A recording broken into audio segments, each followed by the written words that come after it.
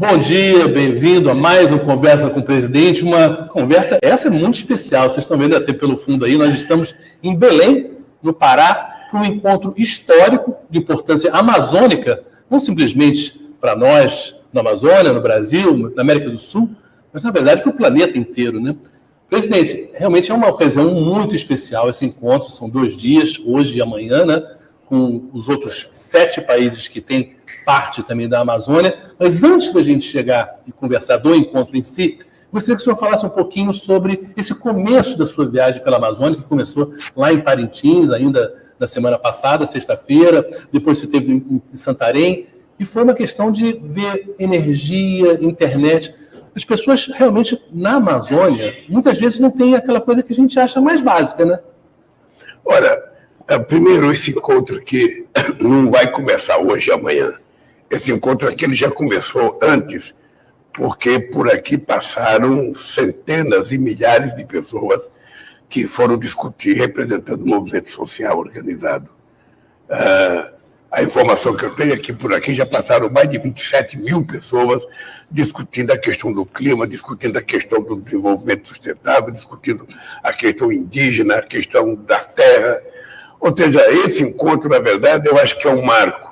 Eu, se entendo um pouco de política, poderia te dizer que a história da defesa da Amazônia, da defesa da floresta, da questão da transição ecológica, vai ter 2 momentos, antes e depois desse encontro. Porque esse encontro é a coisa mais forte já feita em defesa da questão do clima. Bem, eu fui a Parintins dar sequência à inauguração do programa Luz para Todos e também um linhão que vai de Tucuruí até Roraima, terminando a interligação do Brasil, colocando Roraima para dentro do Brasil.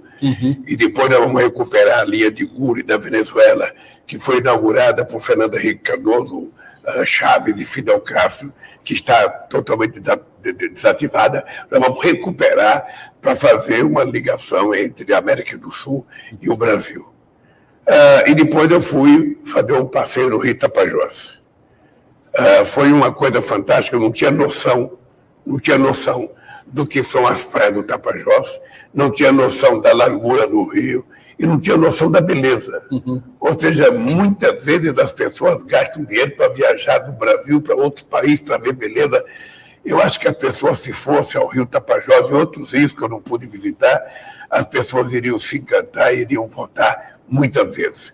Depois que eu fiz um passeio, eu fiquei 2 dias no Rio Tapajós, depois que eu voltei para Santarém para inaugurar a telemedicina, para inaugurar a Infovia, porque a gente vai ter já mais de 87 barcos transitando pelas águas brasileiras, levando médico, dentista e enfermeira para cuidar do povo que mora às margens do rio. Esse é um fato inusitado, é uma coisa que foi criada em 2006, ainda no meu primeiro mandato, mas que agora a gente está aprimorando isso e vai, então, inclusive, ter os mais médicos participando desse trabalho. Eu acho que aos poucos a gente vai colocando a casa no lugar, vai colocando a casa em ordem, e aos poucos a gente vai suprir todas as necessidades que o povo que mora em lugares mais distantes tem. E cuidar da Amazônia, cuidar do povo que mora na Amazônia, nós temos dito que é o seguinte: o problema da Amazônia não é só ficar olhando a copa, é olhar o que tem embaixo. Embaixo tem gente, tem fauna, tem todo tipo de flores que você possa imaginar, tem muita água, mas tem na Amazônia toda quase 50 milhões de pessoas morando que precisam de ter acesso ao mínimo necessário para sobreviver. Então, desta viagem, eu vim aqui para Belém. Vim para Belém fazer essa conversa com você e daqui a pouco nós vamos abrir um encontro com a presença de 8 presidentes, mas a presença da República Popular do Congo, da República do Congo, do primeiro-ministro do ministro da Indonésia, tem gente da Holanda, tem gente da Noruega, tem gente da Alemanha, tem gente da França, ou seja, para fazer um encontro que vai marcar definitivamente a questão da discussão sobre o clima. Aqui a ideia básica é a gente sair daqui preparado para, de forma unificada, todos os países que têm floresta ter uma posição comum nos Emirados Árabes, na COP28, e a gente mudar a discussão. mudar a discussão. E quando for 2025, todas essas pessoas que defendem a Amazônia, que falam da Amazônia, mas que não sabem o que é a Amazônia, terão o direito, o prazer de vir à Amazônia, ver de perto o que é isso que tanto encanta o mundo. Esse encanto, claramente, o senhor está dizendo aí dessas praias maravilhosas do Tapajós. Agora, para quem é pobre, muitas vezes a natureza fica distante, né? Muitas vezes a pessoa não tem acesso a um lugar bonito, a um lugar que dê para a gente, como ser humano, né, e ao mesmo tempo inserido na natureza, aquele prazer da sombra da árvore, da flor, da água, do rio, enfim. Foi muito diferente para o senhor. Quando o senhor era pequeno, o que era natureza? O que a natureza entrou na sua vida? Não era nada. Não era nada. O maior divertimento que eu tinha quando eu tinha 7 anos era catar tanajura. Sabe, quando chovia, a gente ia ficar pegando tanajura para comer tanajura. Você não sabe o que é tanajura, sabe? Sim, aquela formiga. A gente pegava, fritava e comia. Aquilo era uma coisa extraordinária. Mas a gente não tem noção. A verdade é que as pessoas que moram, sabe, na Amazônia, tem muita gente pobre, muita gente que vive de pesca, muita gente que vive de caça, muita gente que vive, sabe, de trabalho manual, trabalho artesanal.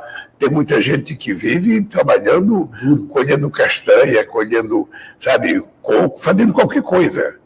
Agora, são pessoas pobres, mas são pessoas que vivem num mundo muito melhor do que o mundo que a gente vive num grande centro urbano, apinhado de gente de carro.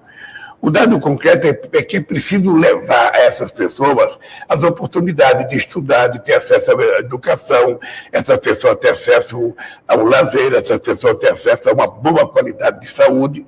E é para isso que a gente foi fazer essa inauguração do Barco Escola, que é uma coisa excepcional. Eu, particularmente, estou convencido de que é preciso o Brasil conhecer essas coisas para que a gente possa se contrapor à destruição. Ou seja, não é possível alguém imaginar que é possível fazer garimpo perto do rio Tapajós, de que é possível poluir aquela água, de que é possível jogar mercúrio. Não é possível. As pessoas têm que saber que é proibido fazer isso e que não pode fazer isso. As pessoas têm que saber disso. Então, nós vamos trabalhar com muita força. Eu vou ter de lá com muito mais vontade de falar o seguinte: olha, a árvore em pé, os rios limpos, é uma necessidade da população, sabe, que mora nessa região e da população que mora a milhares de quilômetros de distância. Porque nós temos o direito de cuidar, preservar, compartilhar com os outros e não podemos permitir que haja destruição. Por isso é que nós vamos ter mais Polícia Federal, vamos ter mais Forças Armadas cuidando das nossas fronteiras, combatendo o narcotráfico, combatendo o garimpo ilegal, combatendo os madeireiros ilegais. Ou seja, quem quiser trabalhar com madeira, faça uma plantação de madeira, compre uns alqueires de terra degradada e planta o que quiser, e corte e faz o que quiser. O que não dá é para você permitir que as pessoas destruam aquilo que não é deles. O cidadão invade uma floresta e vai cortando as coisas sem pedir licença, vai garimpando sem pedir licença, vai pegando minério sem pedir licença. Não é possível. Isso tem que acabar e ninguém venha dizer que é radicalismo, não. Isso é defesa da floresta, defesa da Amazônia, defesa do planeta e defesa do nosso direito de respirar ar puro e beber água limpa. O senhor está falando muito das pessoas que moram aqui, né, que vivem e que sobrevivem muitas vezes aqui. E a gente tem uma pergunta naquele quadro da gente, no Povo Quer Saber, para o senhor, uma pessoa aqui dessa região também, do Maranhão, e que fala exatamente em nome dessas pessoas que querem se organizar. Porque a gente viu aqui nesses diálogos amazônicos tanta gente querendo participar também e passar a sua mensagem para os líderes que começam o seu encontro. Eu vou dar aqui para você dar uma olhada agora.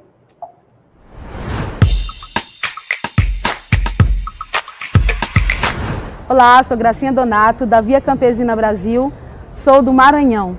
Bom dia, presidente Lula. É um prazer estar aqui conversando com o senhor. Eu gostaria de saber quais são as preocupações e quais são os organismos de participação popular do seu governo para os povos da Amazônia, para os povos da floresta, para os povos organizados. Prazer estar aqui, senhor. Eu gostaria... Olá, sou Gracinha Donato, da Via Campesina Brasil, sou do Maranhão. Bom dia, presidente Lula. É um prazer estar aqui conversando com o senhor.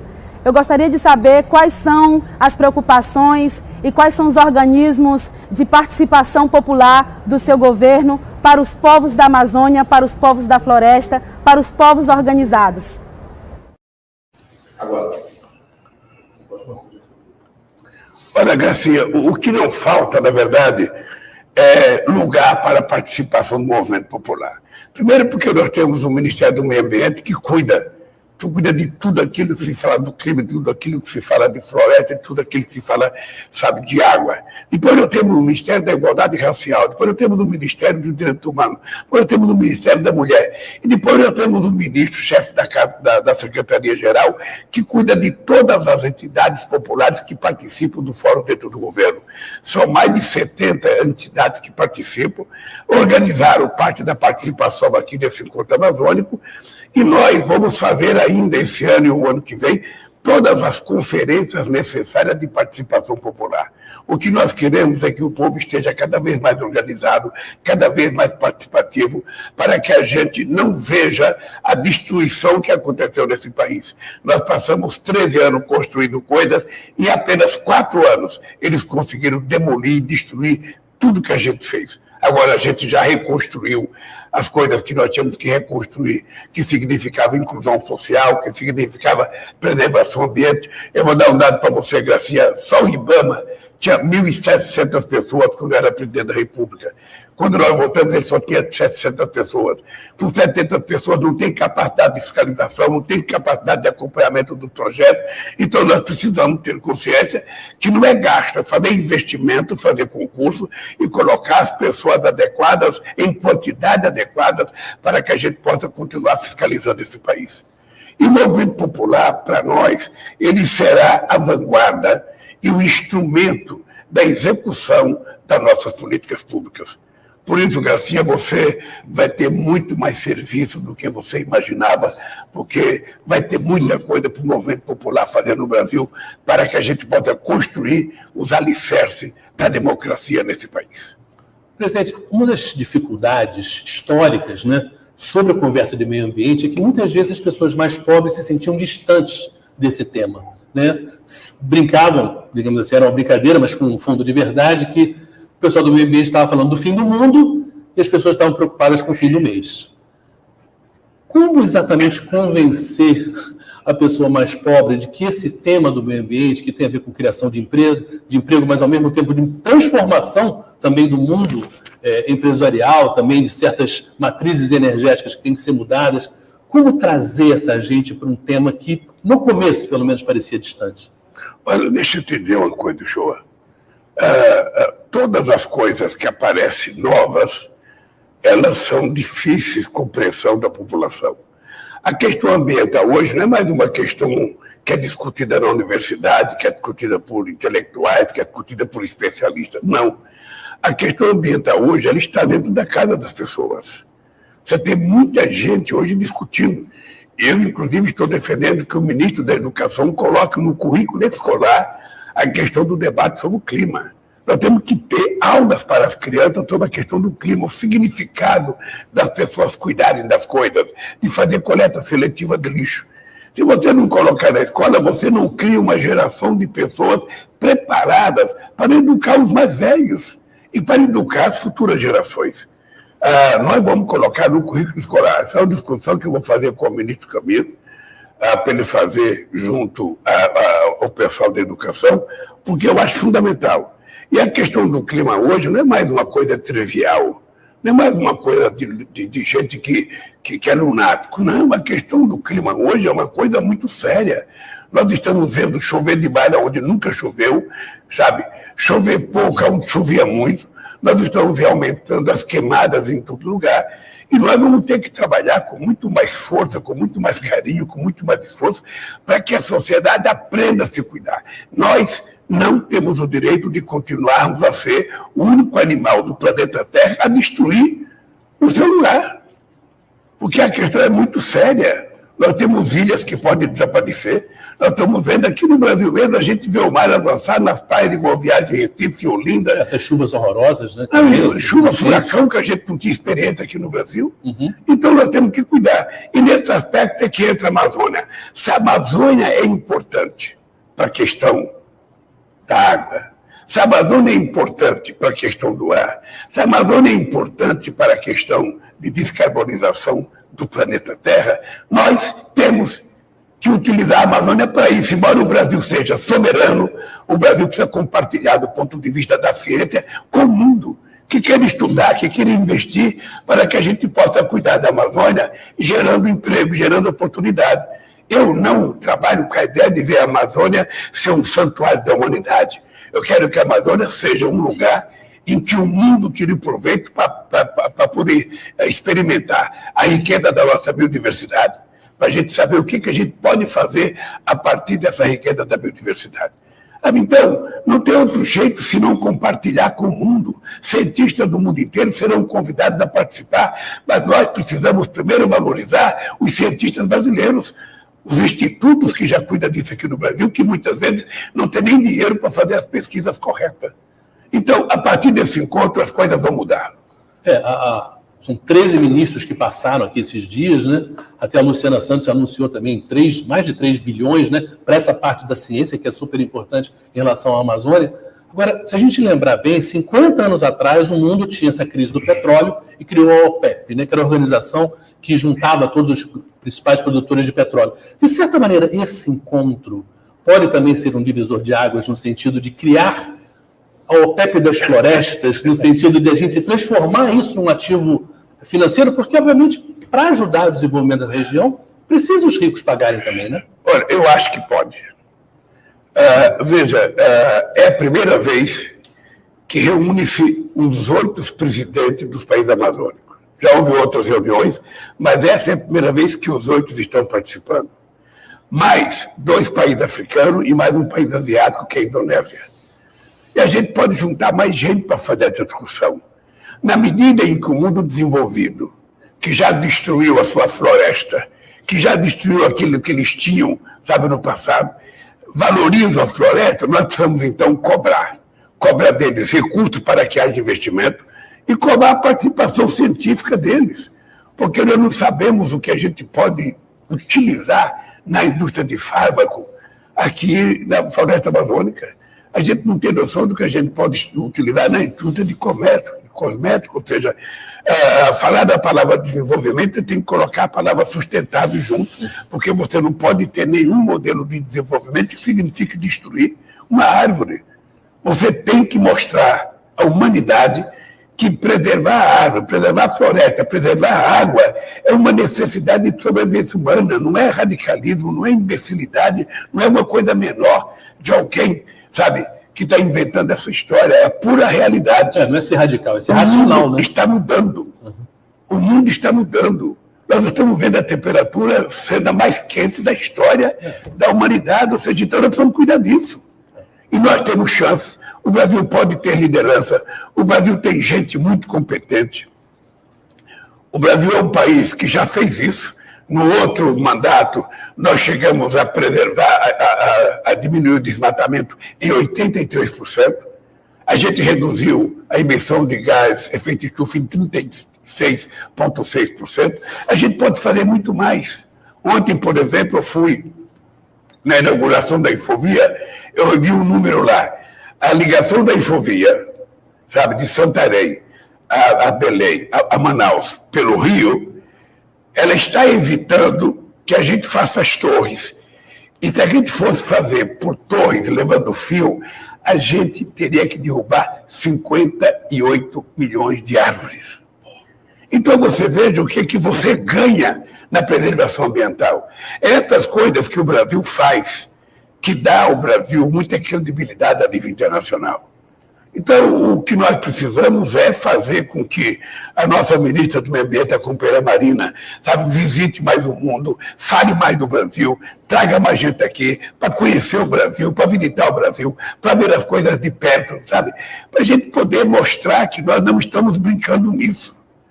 Quando eu acertei com o Fábio Dino que a gente ia colocar a Polícia Federal para tomar conta disso, é porque nós vamos colocar mais policiais, fazer mais concursos, senão você não combate o crime organizado. Você não combate o narcotráfico. Essa gente estão por aí matando índio, matando ribeirinho, matando seringueiro, matando as pessoas que trabalham com extrativismo. Ou seja, então nós precisamos cuidar. Não é só porque o território é nosso, é porque é importante preservar a Amazônia para a manutenção da espécie humana. Isso que é a verdade. Essa sensação de urgência, né, na verdade, é antiga, porque a gente, lembrando bem, em 92... Talvez o primeiro grande encontro, teve em 72, mas o grande encontro com líderes de Estado, primeiro que falou de meio ambiente, foi de 92 no Rio de Janeiro, era a Eco 92. Né?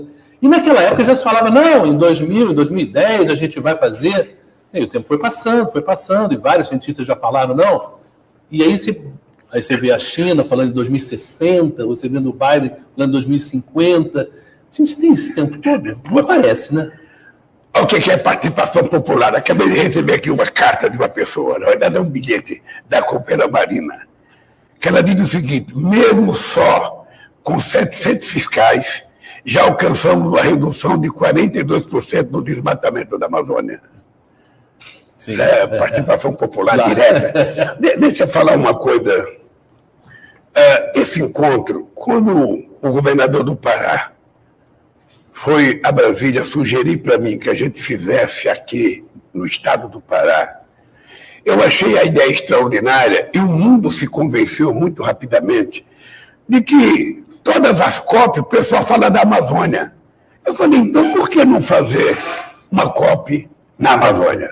Por que não levar o debate sobre o clima para a Amazônia para as pessoas verem? Para eles conhecerem até um mosquito chamado carapanã, quando começar a picar, para eles saberem como é que o povo daqui vive. Conhecer o povo, não é só conhecer a floresta. Essas pessoas precisam conhecer a grandiosidade do Rio Amazonas, do Rio Tapajós e de outros rios que tem, porque eu fiquei assustado quando me disseram que o Rio Tapajós tem um lugar que tem até 36 quilômetros de largura. Isso é um rio maior que qualquer mar aí em outro lugar do mundo. Então, eu acho que o que nós queremos fazer é o seguinte: os países ricos, eles acham que tudo se resolve prometendo dinheiro. E não é só dinheiro. O que nós queremos é participação, sabe, científica. O que nós queremos é contribuição. O que nós queremos é poder ter os recursos necessários para salvar uma espécie que está morando ali na Amazônia, que são ribeirinhos, que são pescadores, que são extrativistas, que são indígenas, que são quilombolas. Essa gente nós precisamos salvar e dar a eles sentido de vida, sabe, de qualidade. O cara não quer viver, sabe, de esmola. O cara não quer viver só comendo um peixe, não. O cara quer comer outras coisas, o cara quer se vestir bem, o cara quer passear, o cara quer ter um televisor, o cara quer ter uma geladeira. E nós precisamos garantir que ele tenha isso. Para isso tem que ter emprego, para isso tem que ter cuidado do Estado, do município, do Estado e da União. E nós estamos construindo essa parceria que eu acho fantástica. É por isso que eu tenho certeza que a discussão sobre a questão da Amazônia será medida a partir de agora, entre antes e depois desse encontro. Ou seja, 27 mil pessoas participaram aqui, sábado, domingo, sexta. Ou seja, a vontade de participação popular é uma coisa extraordinária que pouca gente já tinha visto isso. Então, o que a sociedade está nos dizendo? Me chame que eu quero participar.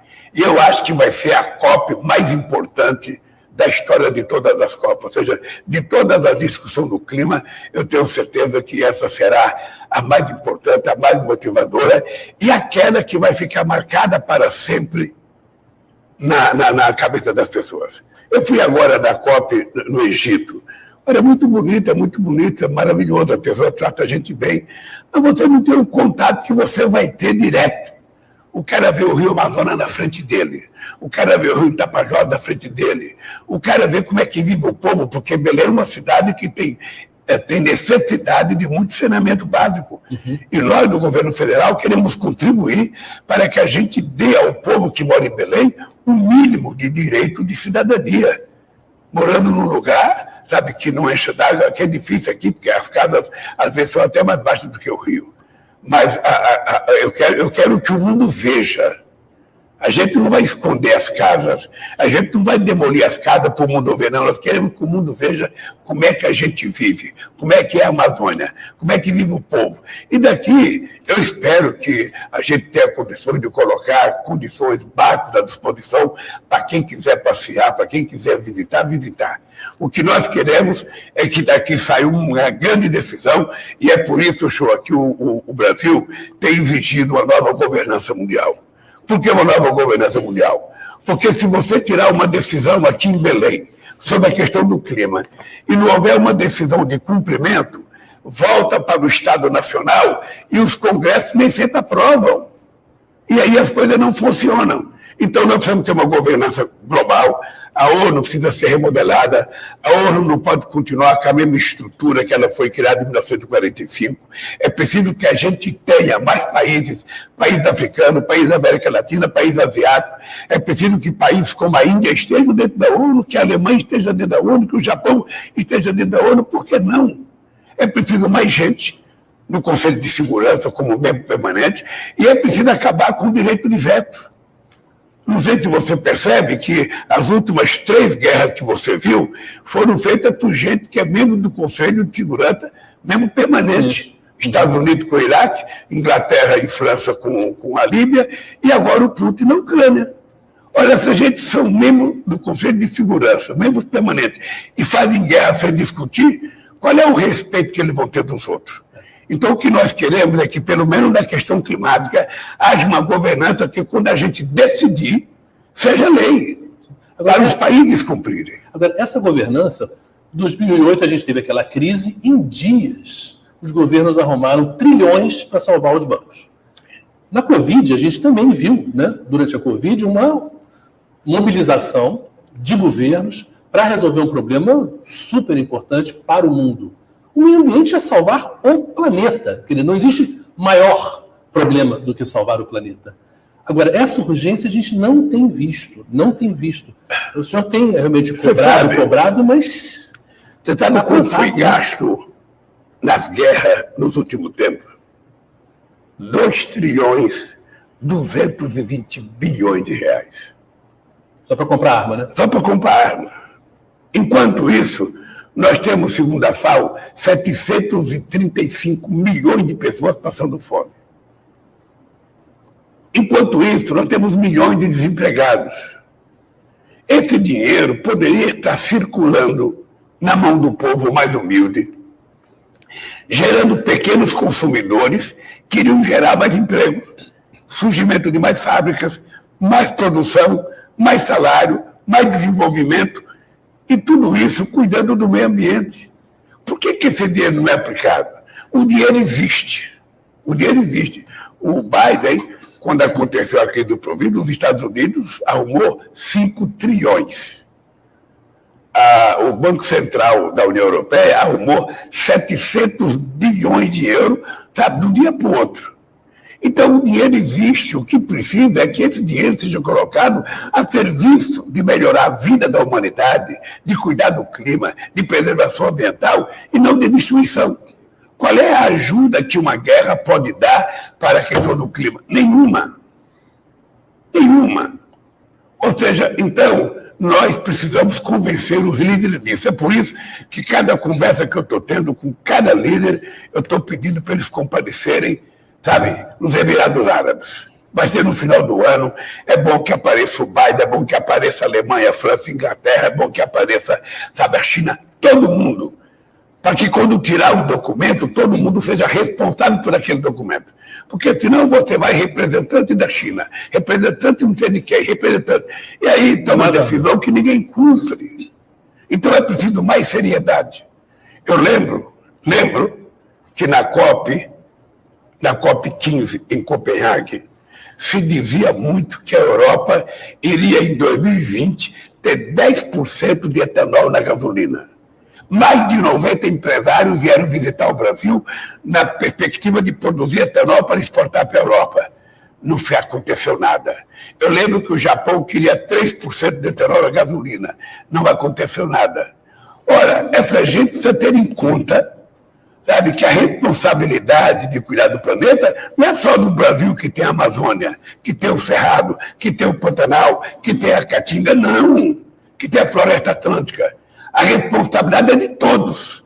Se eles já destruíram para se industrializar, eles agora têm uma dívida do passado que é preciso repor para ajudar os países que ainda podem fazer manutenção da floresta. Aqui no Brasil, eu digo todo o discurso meu, nós temos quase 40 milhões de hectares de terra degradada.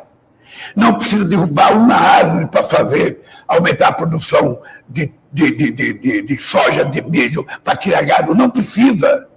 É só recuperar essa terra degradada. Ah, mas o cidadão é madeireiro, ele fabrica móveis, ele exporta para a Itália, ele exporta para a Espanha. Tudo bem. Esse cidadão que é madeireiro, que gosta de exportar madeira, ele faz uma fazenda, planta o que ele quiser. Se ele quiser plantar mogno, se ele quiser plantar jacarandá, se ele quiser plantar seringueira, ele planta o que ele quiser. E quando tiver no ponto, ele pode cortar o tanto que ele quiser. O que não pode é mexer naquilo que não é dele. Você tem uma árvore de 300 anos que a natureza nos deu. O cidadão chega lá, pega uma motosserra ou pega uma marca dessa, derruba a árvore daquela para ele. Para ele ganhar dinheiro às custas de uma coisa que não é dele. E vai jogando fora e destruindo o patrimônio ambiental da humanidade. Então, meu caro, isso vai mudar, precisa mudar. Não é precisa mudar porque o governo Lula quer, porque a Marina quer, não. Vai mudar porque o mundo exige que mude, porque a espécie humana precisa sobreviver. É isso que vai acontecer. A gente está vendo todo dia surgir uma praga nova, surgir uma doença nova. Sabe, nós precisamos tomar cuidado que isso é pela mudança do clima. É pela mudança, então nós temos que cuidar enquanto é tempo. Eu acho que a minha obrigação é dizer para todo mundo, o Brasil fará a sua parte. O Brasil cumprirá aquilo que nós prometemos durante a campanha. Até 2030 nós teremos desmatamento zero nesse país. E não vamos fazer uma coisa na marra, não. Eu já falei para a Marina, nós temos que chamar todos os prefeitos e governadores que estão dentro da floresta, dentro da Amazônia Legal, e ter uma discussão, compartilhar com eles uma solução. Nós não queremos ficar xingando o prefeito, multando o prefeito, não. Nós queremos dizer, olha, se você cuidar direito, se houver menos desmatamento, se houver menos queimada, a sua prefeitura vai ter um prêmio por isso. Um prêmio vai ser, sabe, quem sabe, mais benefício para o povo da sua cidade, um pouquinho mais de recurso. Quem sabe assim a gente consiga ter todos os prefeitos como aliados para a gente evitar que os chamados bandidos façam as queimadas e que façam, sabe, as queimadas e as derrubadas que eles fazem todo santo ano. Então, isso é possível acabar. Então, esse compromisso nós assumimos publicamente em 2000 na COP do Egito, e eu acho que nós temos que repetir esse discurso sempre. Nós agora estamos lançando o PAC, é um programa de desenvolvimento, e dentro desse programa de desenvolvimento tem a questão da transição energética, transição ecológica, transição climática, transição de tudo que você pode imaginar. E nós queremos apresentar para o mundo. Nós queremos apresentar para o mundo, olha, o Brasil vai ser assim. O Brasil quer ser assim. E o Brasil está convidando vocês para serem parceiros. Querem participar? Querem fazer investimento? Sejam bem-vindos. É assim que o Brasil vai dar a volta por cima. Obrigado, presidente Lula. Gente, a entrevista está ótima, mas tem que trabalhar. Daqui a pouquinho vai começar o encontro com os presidentes da América do Sul, dos países que vieram também participar dessa cúpula da Amazônia. E, claro, da prefeitura até o planeta, a importância é enorme. Esse programa você pode ver ao vivo, mas pode ver também nas redes sociais, no Spotify agora também. Quer dizer, tem todas as opções de você poder ouvir as propostas do presidente Lula. Presidente, muito obrigado. Aliás, um recadinho, programa na semana que vem, na segunda-feira, porque na terça-feira tem a posse do presidente do Paraguai e a agenda lá é muito lotada. Enfim, então a gente vai fazer na segunda-feira o programa. Show, apenas um dado para terminar esse programa. Eu quero que a sociedade brasileira, dos especialistas, dos cientistas, se engajem nessa luta na questão do clima.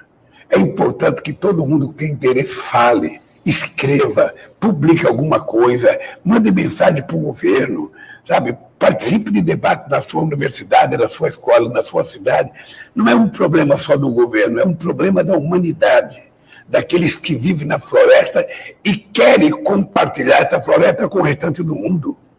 Né? As pessoas sabem o seguinte: a Amazônia é um território soberano do Brasil.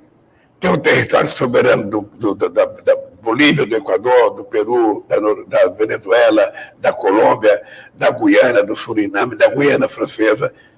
Mas o território soberano do Brasil não estará fechado à ciência do mundo inteiro que quiser compartilhar conosco. Pesquisa para a gente conhecer uma riqueza incomensurável que nem nós temos dimensão de como ela é.